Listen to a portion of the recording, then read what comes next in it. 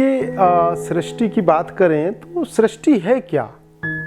सृष्टा जगत, यह दुनिया की उत्पत्ति का ही नाम सृष्टि है। और इसे आसान तरीके से आप समझें कि जब आपने ब्रह्मांड की उत्पत्ति, ब्रह्मांड कैसे बना, तो सृष्टि तो इसके अंदर हो गई। यह सृष्टि जगत है, कर्म की दुनिया, जिसे सृष्टा कहते हैं।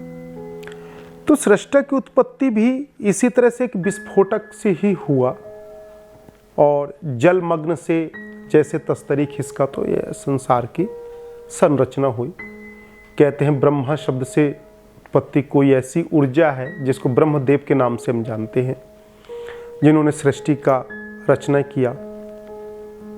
इसमें सृष्टि की रचना में तरह तरह के जीवात्मा भगवान बनाए। और आपके अंदर कुछ भी प्रश्न आ जाते हैं श्रोताओं के कि अरे अभी आप उत्पत्ति को नहीं जाने और अंत के रहस्य को जानने चले। आपने एक पौधा लगाया नहीं, अभी वह फल दिया नहीं, और आप उसको काट के अंत की अवस्था में पहुंचाना चाहते हैं। तो कहीं ना कहीं हमारी बुद्धि की कोशिकाएं विचलित हैं। जो हमारे अंदर चेतना है, मन चक्षु के माध्यम से जो चेतना, चेतन और अवचेतन मन होता है,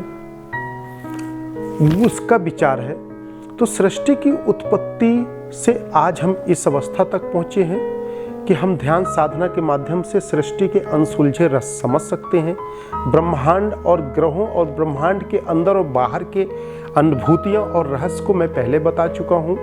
और उसी के साथ उसी का एकमात्र अंश ले लें, सृष्टि ब्रह्मांड के सामने बहुत छोटा सा यह क्रिया है। चूंकि मानव जीवन के कर्म की दुनिया है, हम सब लोगों के समझने का दुनिया है, अनुभूति का विषय है, इसलिए ये भी कह लें कि वह सबसे श्रेष्ठ है। क्योंकि यदि कोई समझने वाला नहीं होगा तो उसकी वैल्यू क्या होगी।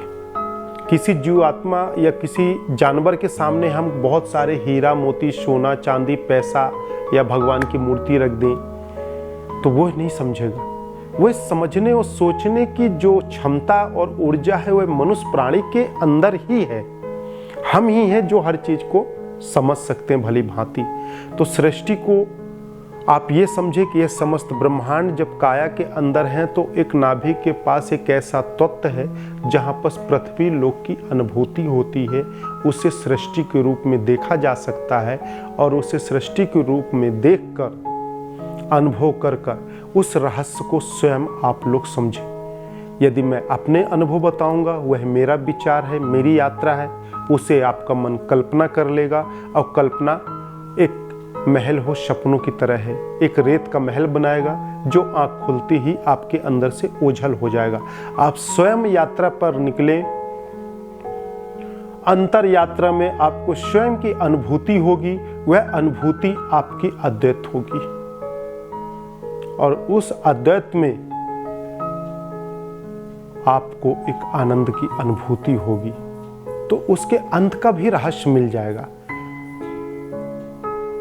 इस तरह से आप आसान तरीके से इसको समझें, क्योंकि अंत कोई विषय नहीं है अभी।